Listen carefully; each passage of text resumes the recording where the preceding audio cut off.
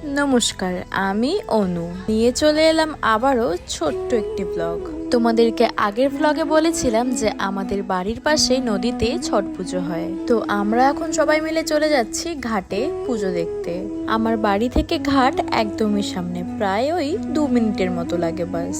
এখানে এসেই নেমে পড়েছি নদীতে।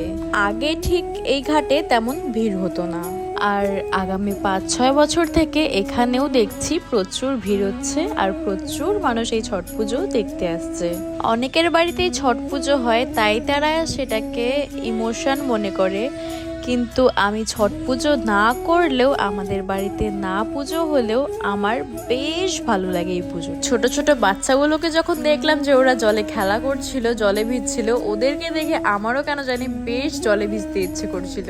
চলো এখন বাড়িতে যাওয়া যাক, ঘাট প্রায় একদম ফাঁকাই হয়ে গেছে। ব্লগ কিন্তু শেষ হয়নি, রাত্রে বাড়িতে কি কি করলাম সেগুলোও তোমাদের সাথে শেয়ার করব পরের ভিডিওতে।